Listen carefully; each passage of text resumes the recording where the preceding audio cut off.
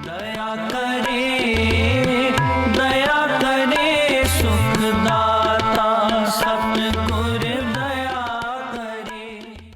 ਤੋਂ ਪਹਿਲਾਂ ਗੁਰੂ ਸਾਹਿਬ ਦੀ ਬਖਸ਼ੀ ਹੋਈ ਫਤਿਹ ਪ੍ਰਵਾਨ ਕਰਨੀ। ਵਾਹਿਗੁਰੂ ਜੀ ਕਾ ਖਾਲਸਾ, ਵਾਹਿਗੁਰੂ ਜੀ ਕੀ ਫਤਿਹ। ਪ੍ਰਸੰਗ ਚੱਲ ਰਿਹਾ ਸੀ ਭੁਚੰਗੀ ਅਤੇ ਭੁਚੰਗਨ ਨੂੰ ਸਿੱਖਿਆ ਦਾ। ਆਓ ਅੱਗੋਂ ਫੇਰ ਸ਼ੁਰੂ ਕਰੀਏ।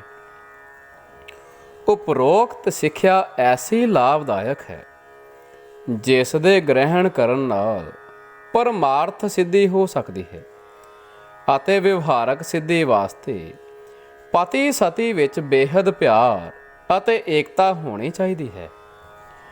ਗ੍ਰਸਤ ਆਸ਼ਰਮ ਇੱਕ ਗੱਡੀ ਦੀ ਤਰ੍ਹਾਂ ਹੈ। ਜਿਵੇਂ ਗੱਡੀ ਦੋ ਸਾਬਤ ਪਹੀਆਂ ਤੋਂ ਬਿਨਾਂ ਚੱਲ ਨਹੀਂ ਸਕਦੀ, ਪੰਛੀ ਦੋ ਪਰਾਂ ਖੰਭਾਂ ਤੋਂ ਬਿਨਾਂ ਉਡਾਰੀਆਂ ਲਾ ਕੇ ਆਕਾਸ਼ ਦੀ ਸੈਰ ਦੇ ਆਨੰਦ ਨੂੰ ਨਹੀਂ ਮਾਣ ਸਕਦਾ, ਇਸੇ ਤਰ੍ਹਾਂ ਪਤੀ ਪਤਨੀ ਦੀ ਏਕਤਾ ਅਤੇ ਮਿਲ ਵਰਤਨ ਤੋਂ ਬਿਨਾਂ ਗ੍ਰਸਤ ਦਾ ਕਾਰ ਵਿਹਾਰ ਸੁਖਦਾਇਕ ਚੱਲ ਨਹੀਂ ਸਕਦਾ। ਪਤੀ ਸਤੀ ਦੇ ਕੇਵਲ ਦੁਨਿਆਵੀ ਵਿਹਾਰ ਲਈ ਮਿਲ ਕੇ ਬੈਠ ਜਾਣ ਨਾਲ ਏਕਤਾ ਨਹੀਂ ਮੰਨੀ ਜਾ ਸਕਦੀ। ਜੈਸੇ ਧਨ ਪਿਰ ਇਹ ਨਾ ਆਖੀਅਨ ਬਹਿਨ ਇਕੱਠੇ ਹੋਏ, ਏਕਤਾ ਤਾਂ ਹੀ ਮੰਨੀ ਜਾਏਗੀ।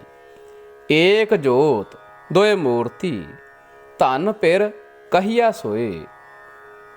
ਦੋਹਰਾ ਆਸਾ ਇਸ਼ਟ ਉਪਾਸ਼ਨਾ ਖਾਨ ਪਾਨ ਪਹਿਰਾਨ, ਇਹ ਖਟ ਲਖਣ ਜਬ ਮਿਲੈ ਤਬ ਹੀ ਮਿਲਿਓ ਪਛਾਣ। ਅਤੇ ਸਲਾਹ ਮਸ਼ਰੇ ਵੀ ਐਸੇ ਕਰਨੇ ਚਾਹੀਦੇ ਹਨ। ਸਿੱਖ ਸਿੱਖਣੀ ਮਿਲ ਬਹਹਿ ਚਰਚਾ ਕਰਹਿ ਅਪਾਰ, ਭਜਨ ਸਿਖਾਵਹਿ ਪੁੱਤਰ ਕੋ ਨਿਤ ਭਜ ਬਾਰੰਬਾਰ। ਰਹਿਤ ਨਾਮਾ ਭਾਈ ਸਾਹਿਬ ਸਿੰਘ। ਇਸਤਰੀ ਪੁਰਖੈ ਅਤ ਨੇਹੋ ਬਹਿ ਮੰਦ ਪਕਾਇਆ, ਦਿਸਦਾ ਸਭ ਕਿਛ ਚਲਸੀ ਮੇਰੇ ਪ੍ਰਭ ਭਾਇਆ। ਕਿਉ ਰਹੀਐ ਥਿਰ ਜਗ ਕੋ ਕੱਢੋ ਉਪਾਇਆ, ਗੁਰ ਪੂਰੇ ਕੀ ਚਾਖਰੀ ਥਿਰ ਕੰਧ ਸਬਾਇਆ। ਨਾਨਕ ਬਖਸ਼ ਮਿਲਾਇਨ ਹਰ ਨਾਮ ਸਮਾਇਆ। ਅੰਗ 1250। ਦੋਹਾਂ ਨੂੰ ਇੱਕ ਦੂਜੇ ਦੀ ਸਲਾਹ ਨਾਲ ਕੰਮ ਕਰਨੇ ਚਾਹੀਦੇ ਹਨ। ਜਿਵੇਂ ਸਭ ਕਾਮ ਕੇ ਆਦ ਵਿਚਾਰ ਭਲੋ, ਬੰਧਨ ਸੌਦਾ ਅਣਵਿਚਾਰੀ। ਪਤੀ ਸਤੀ ਦਾ ਆਪਸ ਵਿੱਚ ਅਟੁੱਟ ਪਿਆਰ ਹੋਣਾ ਚਾਹੀਦਾ ਹੈ। ਜਿਹੋ ਜਿਹਾ ਸਮਾਂ ਸੁੱਖ ਦੁੱਖ ਦਾ ਆ ਬਣੇ, ਨਾਲ ਸਾਥ ਦੇਣਾ ਚਾਹੀਦਾ ਹੈ। ਤੂੰ ਚੋ ਸੱਜਣ ਮੈਡਿਆ ਡੇਈ ਸਿਸ ਉਤਾਰ, ਨੈਣ ਮਹੰਜੇ ਤਰਸਦੇ ਕਦ ਪਸੀ ਦੀਦਾਰ। ਮਹੱਲਾ ਪੰਜਵਾਂ। ਨੇਹੋ ਮਹੰਜਾ ਤਉ ਨਾਲ ਵਿਆਹ ਨੇਹ, ਕੁੜਾਵੇ ਡੇਕ ਕੱਪੜ ਭੋਗ ਡਰਾਵਣੇ, ਜਿਚਰ ਪਿਰੀ ਨਾ ਡੇਕ। ਮਹੱਲਾ ਪੰਜਵਾਂ। ਉੱਠੀ ਝਾਲੂ ਕੰਤੜੇ ਹਉ ਪਸੀ ਤਉ ਦੀਦਾਰ, ਤਉ ਦੀਦਾਰ ਕਾਜਲ ਹਾਰ ਤਮੋਲ ਰਸ ਬਿਨ ਪਸੇ ਹਬ ਰਸ ਛਾਰ। ਮਹੱਲਾ ਪੰਜਵਾਂ। ਸੱਜਣ ਮੁਖ ਅਨੂਪ ਅਠੇ ਪਹਿਰ ਨਿਹਾਲਸਾ, ਸੁਤੜੀ ਸੋ ਸਹੁ ਡਿਠ ਤੈ ਸੁਪਨੇ ਹਉ ਖੰਨੀਐ। ਮਹੱਲਾ ਪੰਜਵਾਂ। ਸੱਜਣ ਸੱਚ ਪਰਖ ਮੁਖ ਅਲਾਵਣ ਥੋਥਰਾ, ਮਨ ਮਝਾਹੂ ਲਖ ਤੁਧੋ ਦੂਰ ਨਾ ਸੋ ਪਿਰੀ। ਦੱਖਣੇ। ਮਹੱਲਾ ਪੰਜਵਾਂ। ਡਿੱਠੀ ਹਬ ਹੰਡੋਲ ਹਿੱਕਸ ਬਾਜ ਨਾ ਕੋਏ, ਆਓ ਸੱਜਣ ਤੂੰ ਮੁਖ ਲੱਗ ਮੇਰਾ ਤਨ ਮਨ ਠੰਡਾ ਹੋਏ। ਅੰਗ 1100। ਹੁਣ ਸਾਖੀ। ਪਤੀ ਦੇ ਪਿਆਰ ਵਿੱਚ ਰੋਟੀਆਂ ਲਈ ਜਾਂਦੀ ਇਸਤਰੀ ਨਮਾਜ਼ ਪੜ੍ਹਦੇ ਕਾਜੀ ਦੇ ਅੱਗੋਂ ਲੰਘੀ ਅਤੇ ਕਾਜੀ ਨੇ ਕਿਹਾ ਕਿ ਮੇਰੀ ਨਮਾਜ਼ ਕਜਾ ਕਰ ਦਿੱਤੀ ਹੈ। ਕਾਜੀ ਨੇ ਉਸ ਇਸਤਰੀ ਦੇ ਕੋਰੜੇ ਮਾਰੇ ਪਰ ਉਹ ਬੋਲੀ ਨਹੀਂ। ਵਾਪਸ ਆਈ ਤੋਂ ਕਾਜੀ ਨੇ ਮੁਆਫੀ ਮੰਗੀ ਤਾਂ ਕਹਿੰਦੀ, ਮੈਨੂੰ ਤਾਂ ਪਤਾ ਨਹੀਂ ਕਦੋਂ ਮੈਨੂੰ ਕੋਰੜੇ ਮਾਰੇ ਸੀ। ਮੇਰਾ ਦੁਨਿਆਵੀ ਪਤੀ ਨਾਲ ਇੰਨਾ ਪਿਆਰ ਹੈ ਕਿ ਤੇਰੇ ਕੋਰੜੇ ਮਾਰਿਆਂ ਦੀ ਪੀੜ ਦਾ ਪਤਾ ਹੀ ਨਹੀਂ ਲੱਗਾ। ਤੇਰਾ ਖੁਦਾ ਅੱਲਾਹ ਤਾਲਾ ਨਾਲ ਕੀ ਪਿਆਰ ਹੈ ਕਿ ਮੇਰੇ ਅੱਗੋਂ ਦੀ ਲੰਘਣ ਤੋਂ ਹੀ ਤੇਰੀ ਨਮਾਜ਼ ਕਜ਼ਾ ਹੋ ਗਈ ਹੈ। ਪਤੀ ਦੇ ਦਰਸ਼ਨ ਕਰਕੇ ਹੀ ਸਵਿਤਰੀ ਜੈਸੀਆਂ ਪਤਨੀਆਂ ਦੇ ਸਾਰੇ ਦੁੱਖ ਦੂਰ ਹੋ ਜਾਂਦੇ ਹਨ। ਰੁੱਖੋ ਭੋਜਨ ਪੂਮ ਸੈਨ ਸਖੀ ਪ੍ਰਿਆ ਸੰਗ ਸੂਖ ਬਿਹਾਤ ਅੰਗ 1306। ਪਤੀ ਤੋਂ ਵਿਛੜ ਕੇ ਬੜਾ ਦੁੱਖ ਲੱਗਦਾ ਹੈ। ਕਈ ਇਸਤਰੀਆਂ ਪਤੀ ਨੂੰ ਵਸ ਕਰਨ ਲੱਗਿਆਂ ਐਸੇ ਟੂਣੇ ਢਾਮਣ ਕਰਦੀਆਂ ਹਨ ਕਿ ਪਤੀ ਪਾਗਲ ਕਰਕੇ ਸਾਰੀ ਉਮਰ ਵਾਸਤੇ ਕੁਚੱਜੀਆਂ ਸੁਹਾਗ ਭਾਗ ਤੋਂ ਹੱਥ ਧੋ ਬਹਿੰਦੀਆਂ ਹਨ। ਬਾਬਾ ਫਰੀਦ ਜੀ ਪਾਸੋਂ ਇੱਕ ਇਸਤਰੀ ਨੇ ਪਤੀ ਨੂੰ ਵਸ ਕਰਨ ਦਾ ਤਰੀਕਾ ਪੁੱਛਿਆ। ਕਵਣ ਸੋ ਅੱਖਰ ਕਵਣ ਗੁਣ ਕਵਣ ਸੋ ਮਣੀਆਂ ਮੰਤ ਕਵਣ ਸੋ ਵੇਸੋ ਹਉ ਕਰੀ ਜਿਤ ਵਸ ਆਵੀ ਕੰਤ ਅੰਗ 1384। ਤਾਂ ਭਗਤ ਫਰੀਦ ਜੀ ਨੇ ਉੱਤਰ ਦਿੱਤਾ, ਨੇਵਣ ਸੋ ਅੱਖਰ ਖਵਣ ਗੁਣ ਜਿਹਬਾ ਮਣੀਆਂ ਮੰਤ ਏ ਤ੍ਰੈ ਭੈਣੇ ਵੇਸ ਕਰ ਤਾਂ ਵਸ ਆਵੀ ਕੰਤ ਤਾਂ ਵਸ ਆਵੀ ਏਕੰਤ। ਸੋ ਜੋ ਨਿਮਰਤਾ ਧਾਰਨ ਕਰਨੀ ਹੈ, ਉੱਚ ਜਾਤੀ ਆਦਿ ਦਾ ਹੰਕਾਰ ਨਹੀਂ ਕਰਨਾ। ਇਹ ਜੰਤਰ ਦੇ ਅੱਖਰ ਹਨ। ਹੰਕਾਰ ਕਰਕੇ ਪਤੀ ਤੋਂ ਵਿਛੋੜਾ ਪੈ ਜਾਂਦਾ ਹੈ। ਫਿਰ ਸਾਰੀ ਉਮਰ ਅੱਖਾਂ ਵਿੱਚ ਘਸੁੰਨ ਦੇ ਕੇ ਹੀ ਰੋਣਾ ਪੱਲੇ ਰਹਿ ਜਾਂਦਾ ਹੈ। ਸੇਜੜਿਆ ਸੋਇਨ ਹੀਰੇ ਲਾਲ ਜੜੰਦੀਆ ਸੁੱਬਰ ਕੱਪੜ ਭੋਗ ਨਾਨਕ ਪਿਰੀ ਵਿਹੂਣੀ ਤਤੀਆ ਅੰਗ 1102। ਜਿਵੇਂ ਹਜ਼ਰਤ ਮੁਹੰਮਦ ਸਾਹਿਬ ਦੀ ਲੜਕੀ ਬੀਬੀ ਫਾਤਮਾ ਹਜ਼ਰਤ ਅਲੀ, ਜੋ ਕਿ ਮੁਹੰਮਦ ਸਾਹਿਬ ਦੇ 4 ਯਾਰਾਂ ਵਿੱਚੋਂ ਇੱਕ ਸੀ, ਦੇ ਨਾਲ ਵਿਆਹੀ ਸੀ। ਇਹ ਹੰਕਾਰ ਕਰਕੇ ਪਤੀ ਨੂੰ ਕੁਝ ਨਾ ਸਮਝੇ ਕਿ ਮੈਂ ਪੈਗੰਬਰ ਸਾਹਿਬ ਦੀ ਧੀ ਹਾਂ। ਉਸ ਨੇ ਤੰਗ ਆ ਕੇ ਮੁਹੰਮਦ ਸਾਹਿਬ ਨੂੰ ਕਿਹਾ, ਮੇਰਾ ਨਿਕਾਹ ਕਾਹਦਾ ਕੀਤਾ ਹੈ? ਤੁਸੀਂ ਤਾਂ ਮੈਨੂੰ ਸੂਲੀ ਤੇ ਟੰਗ ਦਿੱਤਾ ਹੈ। ਐਸੇ ਨਿਕਾਹ ਨਾਲੋਂ ਤਾਂ ਮੈਂ ਐਵੇਂ ਹੀ ਚੰਗਾ ਸੀ। ਮੁਹੰਮਦ ਸਾਹਿਬ ਨੇ ਬੀਬੀ ਫਾਤਮਾ ਨੂੰ ਕਿਹਾ, ਮੈਂ ਤੈਨੂੰ ਬਹਿਸ਼ਤ ਦੀਆਂ ਚਾਬੀਆਂ ਦਿੱਤੀਆਂ ਸਨ, ਪਰ ਤੂੰ ਗਵਾ ਲਈਆਂ ਹਨ। ਉਹ ਬੀਬੀ ਕਦੂਰੀ ਲੈ ਗਈ ਹੈ, ਉਸ ਦੇ ਘਰੋਂ ਜਾ ਕੇ ਲੱਭ ਲੈ। ਜਦੋਂ ਫਾਤਮਾ ਨੇ ਜਾ ਕੇ ਕਦੂਰੀ ਤੋਂ ਪੁੱਛਿਆ ਤਾਂ ਉਸ ਜਵਾਬ ਦਿੱਤਾ, ਪਤੀ ਦੀ ਜੋ ਆਗਿਆ ਮੰਨਣੀ ਹੈ, ਸੇਵਾ ਕਰਨੀ ਹੈ, ਇਹੀ ਬਹਿਸ਼ਤ ਦੀਆਂ ਚਾਬੀਆਂ ਹਨ। ਇਹ ਸੁਣ ਕੇ ਪਤੀ ਦੀ ਸੇਵਾ ਕਰਨ ਲੱਗੀ ਤਾਂ ਹਸਨ ਹੁਸੈਨ ਪੁੱਤਰ ਹੋਏ ਸਨ। ਸੀਲ ਸੰਜਮ ਪ੍ਰਿਆ ਆਗਿਆ ਮਾਨੈ ਤਿਸ ਨਾਰੀ ਕੋ ਦੁੱਖ ਨਾ ਜਮਾਨੈ ਕਾਮ ਕ੍ਰੋਧ ਲੋਭ ਮੋਹ ਮਿਟਾਵੈ ਛੁੱਟ ਕੈ ਦੁਰਮਤ ਆਪਣੀ ਧਾਰੀ ਹੋਏ ਨਿਮਾਣੀ ਸੇਵ ਕਮਾਵਹਿ ਤਾਂ ਪ੍ਰੀਤਮ ਹੋਵਹਿ ਮਨ ਪਿਆਰੀ। ਅੰਗ 377। ਭਾਈ ਗੁਰਦਾਸ ਜੀ ਇਸਤਰੀ ਦਾ ਪਤੀ ਪ੍ਰਤੀ ਪ੍ਰੇਮ ਦੱਸਦੇ ਹਨ। ਜੋਈ ਪ੍ਰੈ ਭਾਵੈ ਤਾਹੇ ਦੇਖ ਆਉ ਦਿਖਾਵੇ ਆਪ ਦ੍ਰਿਸ਼ਟ ਦਰਸ ਮਿਲ ਸੋਭਾ ਦੈ ਸੁਹਾਵਈ ਜੋਈ ਪ੍ਰੈ ਭਾਵੈ ਮੁਖ ਬਚਨ ਸੁਨਾਵੈ ਤਾਹੇ ਸ਼ਬਦ ਸੁਰਤ ਗੁਰ ਗਿਆਨ ਉਪਜਾਵਈ ਜੋਈ ਪ੍ਰੈ ਭਾਵੈ ਦੈ ਦਿਸ ਪ੍ਰਗਟਾਵੈ ਤਾਹੇ ਸੋਈ ਬਹੁ ਨਾਇਕ ਕੀ ਨਾਇਕਾ ਕਹਾਵਈ ਗੁਰਮੁਖ ਮਾਰਗ ਪੈ ਭਾਏ ਨਿਰਬਾਹੋ ਕਰੈ ਧੰਨ ਗੁਰ ਸਿੱਖ ਆਦ ਅੰਤ ਠਹਿਰਾਵਈ ਕਬਿੱਤ ਸਵਈਏ। ਇੱਕ ਵਾਰੀ ਇੱਕ ਘਰ ਵਿੱਚ ਨੂੰਹ ਸੱਸ ਹਰ ਰੋਜ਼ ਲੜਿਆ ਕਰਨ। ਇੱਕ ਸਿਆਣੇ ਮਹਾਤਮਾ ਉਸੇ ਘਰ ਮੰਗਣ ਗਏ ਤਾਂ ਨੂੰਹ ਕਹਿਣ ਲੱਗੀ, ਮਹਾਤਮਾ ਜੀ, ਮੇਰੀ ਸੱਸ ਮੇਰੇ ਨਾਲ ਲੜਨੋਂ ਹਟ ਜਾਵੇ, ਕੋਈ ਐਸਾ ਯਤਨ ਦੱਸੋ।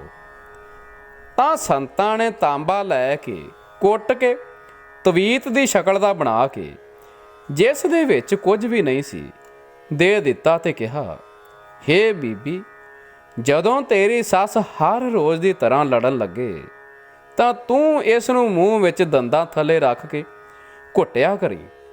ਉਹ ਜਿਵੇਂ ਜਿਵੇਂ ਬੋਲੇ ਤੂੰ ਤਿਵੇਂ ਤਿਵੇਂ ਹੋਰ ਘੁੱਟੀ ਤਾਂ ਉਸ ਤੇ ਇਸ ਦਾ ਅਸਰ ਪਵੇਗਾ। ਜੇ ਮੂੰਹ ਖੋਲਿਆ ਤਾਂ ਤੇਰੇ ਤੇ ਉਲਟਾ ਪਵੇਗਾ। ਉਸ ਬੀਬੀ ਨੇ 7 ਬਚਨ ਕਹਿ ਕੇ ਲੈ ਲਿਆ। ਉਸ ਦੀ ਸੱਸ ਜਦੋਂ ਉਹ ਲੜਨ ਲੱਗੀ ਤਾਂ ਉਹ ਬਨੋਟੀ ਤਵੀਤ ਝੱਟ ਮੂੰਹ ਵਿੱਚ ਰੱਖ ਕੇ ਘੁੱਟ ਕੇ ਦੱਬਿਆ ਕਰੇ। ਜਦੋਂ ਉਸ ਤੋਂ ਬੋਲਿਆ ਨਾ ਜਾਏ ਤਾਂ 2-3 ਦਿਨਾਂ ਵਿੱਚ ਉਸ ਦੀ ਸੱਸ ਵੀ ਘੱਟ ਲੜਨ ਲੱਗੀ ਕਿ ਮੇਰੀ ਨੂੰਹ ਅੱਗੋਂ ਨਹੀਂ ਬੋਲਦੀ, ਮੈਂ ਕਿਉਂ ਲੜਾਂ। ਚੌਥੇ ਕੁ ਦਿਨ ਫਿਰ ਮਹਾਤਮਾ ਗਏ ਤਾਂ ਉਹ ਬੀਬੀ ਕਹਿੰਦੀ, ਜੀ ਤਵੀਤ ਵਿੱਚ ਬੜੀ ਸ਼ਕਤੀ ਹੈ। ਮਹਾਤਮਾ ਕਹਿੰਦੇ, 10 ਦਿਨ ਹੋਰ ਵਰਤ। ਤਾਂ 10 ਦਿਨਾਂ ਵਿੱਚ ਉਸ ਦੀ ਸੱਸ ਪੂਰੀ ਤਰ੍ਹਾਂ ਲੜਨੋਂ ਹਟ ਗਈ, ਘਰ 'ਚੋਂ ਸ਼ਾਂਤੀ ਹੋ ਗਈ। ਤਾਂ ਮਹਾਤਮਾ ਦਾ ਧੰਨਵਾਦ ਕੀਤਾ। ਉਹਨਾਂ ਨੇ ਖੋਲ੍ਹ ਕੇ ਦਿਖਾਇਆ ਕਿ ਇਸ ਦੇ ਵਿੱਚ ਕੋਈ ਚੀਜ਼ ਨਹੀਂ, ਕੇਵਲ ਚੁੱਪ ਕਰਾਉਣ ਦਾ ਸਾਧਨ ਹੀ ਸੀ। ਜਦੋਂ ਤੂੰ ਅੱਗੋਂ ਨਹੀਂ ਬੋਲਦੀ ਰਹੀ ਤਾਂ ਤੇਰੀ ਸੱਸ ਵੀ ਲੜਨੋਂ ਹਟ ਗਈ ਹੈ। ਨਿਵਣ ਸੋ ਅੱਖਰ ਖਾਵਣ ਗੁਣ, ਸੋ ਕੌੜੇ ਵਾਕ ਸਹਾਰ ਕੇ ਚੁੱਪ ਕਰ ਰਹਿਣਾ ਹੀ ਤਵੀਤ ਹੈ ਲੜਾਈ ਬੰਦ ਕਰਨ ਵਾਸਤੇ। ਜਿਹਬਾ ਮਣੀਆਂ ਮੰਤ, ਜੋ ਜ਼ੁਬਾਨ ਤੋਂ ਮਿੱਠੇ ਵਚਨ ਬੋਲਣੇ ਹਨ, ਇਹ ਹੀ ਸ਼੍ਰੋਮਣੀ ਮੰਤਰ ਹੈ, ਪਤੀ ਨੂੰ ਵਸ ਕਰਨ ਵਾਲਾ। ਜਾਏ ਪੁੱਛੋ ਸੁਹਾਗਣੀ, ਤੁਸੀਂ ਰਾਵਿਆ ਕਿੰਨੀ ਗੁਣੀ। ਸਹਿਜ ਸੰਤੋਖ ਸਿਗਾਰੀਆ, ਮਿੱਠਾ ਬੋਲਣੀ। ਮਿੱਠਾ ਬੋਲੇ ਨਿਵ ਚੱਲਹਿ, ਸੇਜੈ ਰਵੈ ਪਤਾਰ। ਮਿੱਠਾ ਬੋਲਣ ਨਿਵ ਚੱਲਣ, ਹੱਥੋਂ ਦੇ ਕੇ ਭਲਾ ਮਨਾਏ। ਜਿਉ ਪੁਰਖ ਹੈ ਘਰ, ਭਗਤੀ ਨਾਰ ਹੈ। ਅਤ ਲੋਚੈ ਭਗਤੀ ਭਾਏ, ਬਹੁ ਰਸ ਸਾਲਣੇ ਸਵਾਰਦੀ। ਖੱਟ ਰਸ ਮਿੱਠੇ ਪਾਏ, ਜੇ ਤੋ ਪਿਰਿਆ ਦੀ ਸਿੱਖ। ਹਿਆਊ ਨਾ ਠਾਹੇ ਕਹੀਦਾ। ਜਿਸ ਇਸਤਰੀ ਵਿੱਚ ਇਹ ਮਹਾਨ ਗੁਣ ਆ ਗਿਆ ਹੈ, ਉਸ ਵਿੱਚ ਸੁੱਕੇ ਦਰਖਤਾਂ ਨੂੰ ਹਰੇ ਕਰਨ ਦੀ ਸ਼ਕਤੀ ਹੋ ਜਾਂਦੀ ਹੈ। ਸੋ ਹੁਣ ਇੱਕ ਸਾਖੀ ਹੈ, ਮਰਦ ਦਾ ਮੂੰਹ ਨਾ ਫਿਟ ਕਰਨਾ।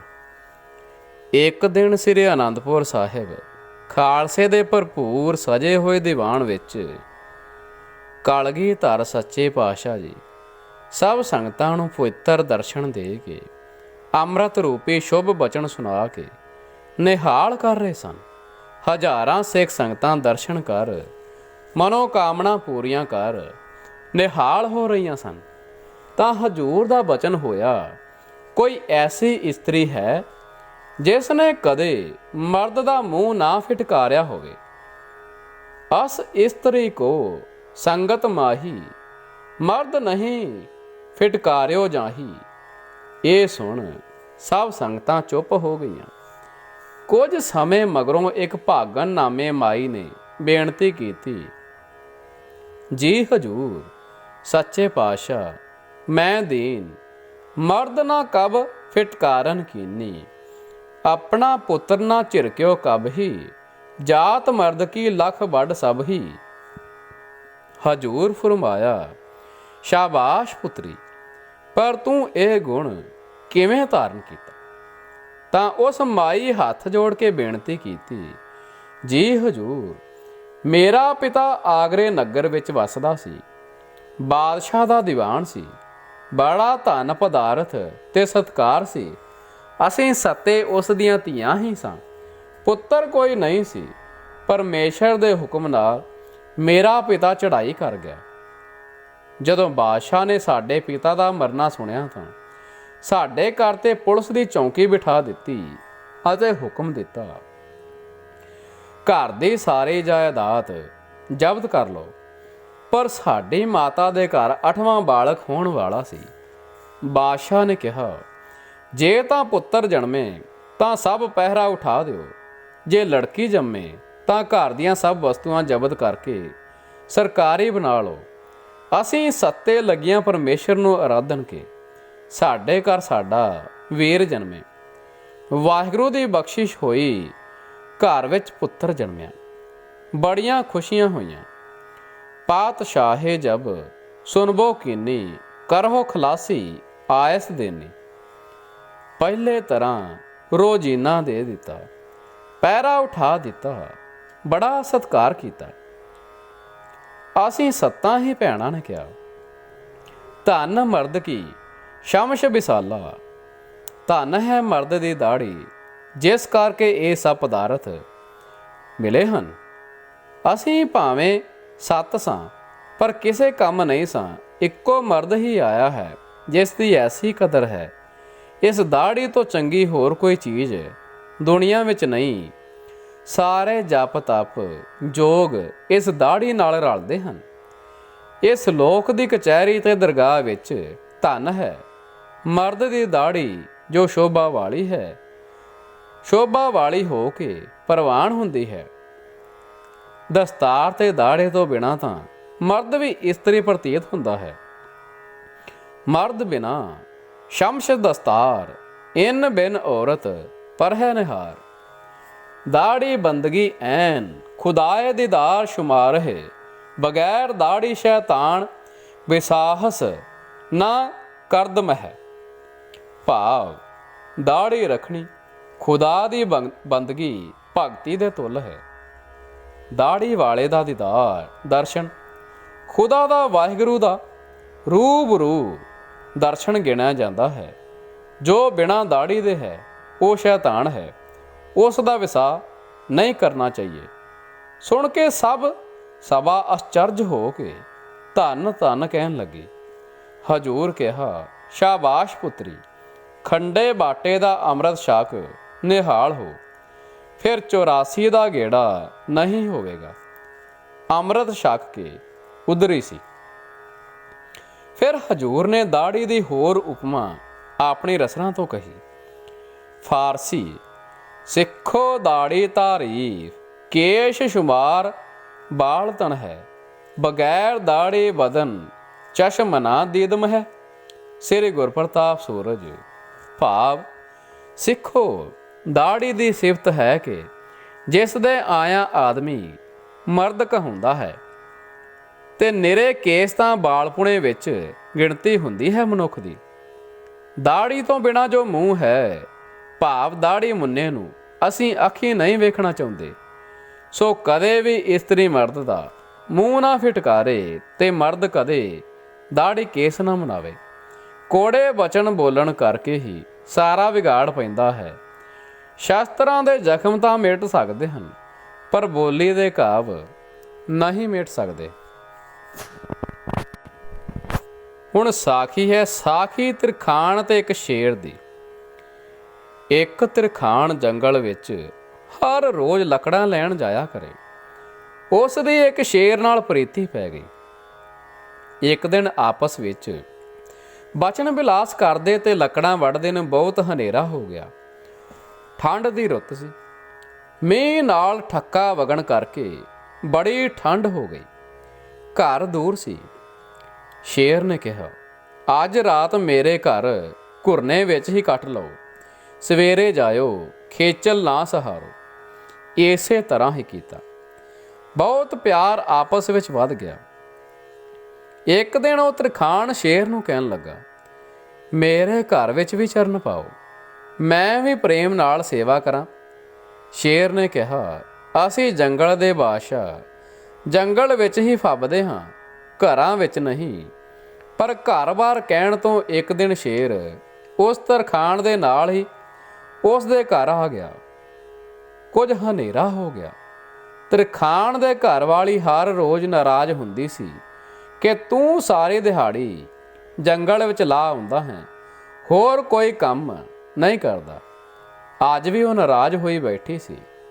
ਜਦੋਂ ਇਹ ਘਰ ਪਹੁੰਚਾ ਤਾਂ ਕਹਿਣ ਲੱਗਾ, ਅੱਜ ਨਾ ਕੌੜਾ ਬੋਲੀ, ਮੇਰਾ ਮਿੱਤਰ ਨਾਲ ਆਇਆ ਹੈ। ਪੁੱਛਣ ਲੱਗੀ, ਉਹ ਕੌਣ ਹੈ? ਤਾਂ ਦੱਸਿਆ, ਸ਼ੇਰ ਹੈ। ਤਾਂ ਮੱਥੇ ਵੱਟ ਪਾ ਕਹਿੰਦੀ ਕਿ ਤੇਰੀ ਕੁੱਤਿਆਂ ਬਿੱਲਿਆਂ ਨਾਲ ਹੀ ਪ੍ਰੀਤੀ ਰਹੀ। ਇਹ ਸੁਣ ਕੇ ਸ਼ੇਰ ਬੜਾ ਦੁਖੀ ਹੋਇਆ। ਕਹਿਣ ਲੱਗਾ, ਮੇਰਾ ਦੋਸਤ ਤਾਂ ਹੈ, ਜੇ ਮੇਰੇ ਸਿਰ ਵਿੱਚ ਕੁਹਾੜਾ ਮਾਰੇ। ਅੱਗੋਂ ਤਰਖਾਣ ਝਿਜਕਿਆ, ਕਹਿਣ ਲੱਗਾ, ਮੈਨੂੰ ਘਰ ਆਏ ਦੀ ਤੁਹਾਡੀ ਸੇਵਾ ਕਰਨੀ ਚਾਹੀਦੀ ਹੈ ਕਿ ਉਲਟਾ ਕੁਹਾੜਾ ਮਾਰਾਂ? ਤਾਂ ਸ਼ੇਰ ਨੇ ਕਿਹਾ, ਮੇਰੀ ਖੁਸ਼ੀ ਇਸੇ ਵਿੱਚ ਹੈ, ਨਹੀਂ ਤਾਂ ਨਾਰਾਜ਼ ਹੋਵਾਂਗਾ। ਕੁਝ ਡਰਦੇ ਨੇ ਤੇ ਕੁਝ ਬਚਨ ਮੰਨ ਕੇ ਕੁਹਾੜਾ ਮਾਰਿਆ, ਜ਼ਖਮ ਹੋਇਆ। ਸ਼ੇਰ ਖੁਸ਼ ਹੋ ਕੇ ਇਹ ਕਹਿ ਕੇ ਵਾਪਸ ਮੁੜ ਗਿਆ। ਚੌਥੇ ਦਿਨ ਨੂੰ ਆਵੀਂ। ਜਦੋਂ ਇਹ ਤਰਖਾਣ ਗਿਆ ਤਾਂ ਸ਼ੇਰ ਨੇ ਕਿਹਾ, ਵੇਖ, ਮੇਰੇ ਸਿਰ ਵਿੱਚ ਜ਼ਖਮ ਹੈ, ਪਰ ਜ਼ਖਮ ਪੂਰਾ ਮਿਟ ਚੁੱਕਾ ਸੀ। ਤਾਂ ਕਿਹਾ, ਜ਼ਖਮ ਦਾ ਤਾਂ ਨਿਸ਼ਾਨ ਵੀ ਨਹੀਂ ਰਿਹਾ, ਸਾਰਾ ਰਾਜੀ ਹੋ ਗਿਆ ਹੈ। ਤਾਂ ਸ਼ੇਰ ਨੇ ਕਿਹਾ, ਵੇਖ ਲੈ, ਕੁਹਾੜੇ ਦਾ ਜ਼ਖਮ ਤਾਂ ਰਾਜੀ ਹੋ ਗਿਆ, ਪਰ ਤੇਰੀ ਘਰਵਾਲੀ ਦੀ ਤਰਕ ਬੋਲੀ ਦਾ ਜ਼ਖਮ ਸਾਰੀ ਉਮਰ ਉਸੇ ਤਰ੍ਹਾਂ ਹੀ ਦੁੱਖ ਦਿੰਦਾ ਰਹੇਗਾ। ਸੋ ਕਿਸੇ ਨੂੰ ਤਰਕ ਮਾਰਨੀ, ਫਿੱਕਾ ਬੋਲਣਾ ਬਹੁਤ ਹੀ ਬੁਰਾ ਹੈ। ਸਦਾ ਮਿੱਠਾ ਬੋਲਣਾ ਚਾਹੀਦਾ ਹੈ।